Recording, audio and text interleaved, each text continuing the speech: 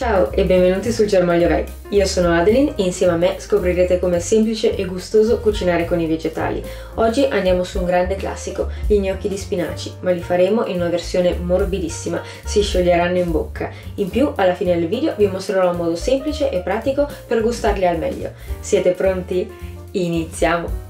Come prima cosa peliamo e tagliamo a cubetti più o meno grandi 800 g di patate. Mi raccomando, non buttate le bucce perché sono ottime per realizzare un brodo. Io preferisco tagliare le patate in cubetti abbastanza piccoli perché si cuociono prima e mi facilitano i prossimi passaggi, ma se preferite voi potete lasciarle anche intere o tagliarle in cubetti più grossi.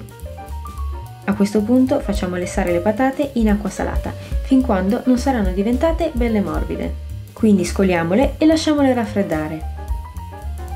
Nel frattempo, con l'aiuto della parte piatta della lama del coltello, andiamo a schiacciare uno spicchio d'aglio, che faremo rosolare in padella insieme a circa 30 ml di olio extravergine d'oliva.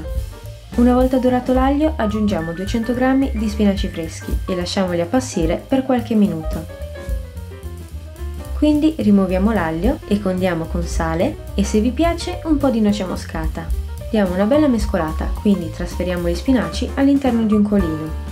E con l'aiuto di una forchetta andiamo ad eliminare la maggior parte dell'acqua in eccesso. Terminato questo passaggio andiamo ad unire patate e spinaci all'interno di una ciotola e con l'aiuto di un frullatore ad immersione combiniamo bene il tutto fino ad ottenere una sorta di crema molto densa. A questo punto iniziamo a lavorare il nostro impasto, aggiungendo poco alla volta 300 g di farina tipo 0. Alla fine dovreste aver ottenuto un panetto simile a questo, ancora molto morbido.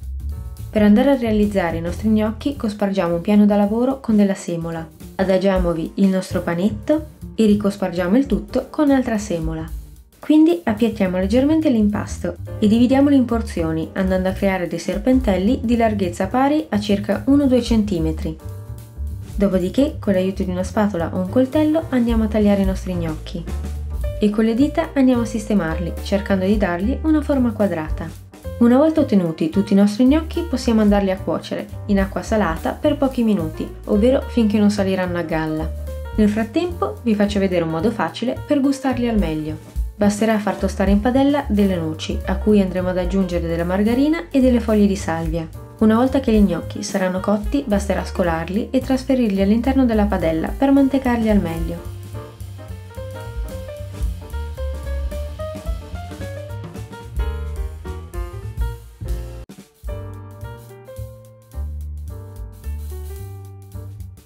Vi assicuro che questi gnocchi sono morbidissimi, potete conservarli in frigorifero pre-cottura all'interno di un contenitore ermetico per 2 o 3 giorni e se vi va potete anche congelarli.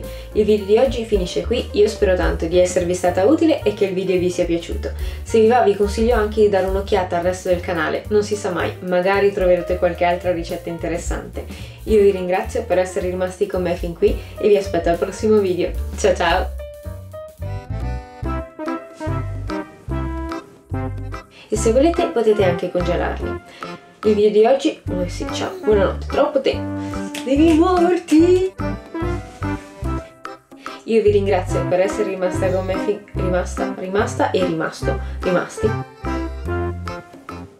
morbidissimi. Io spero tanto... no,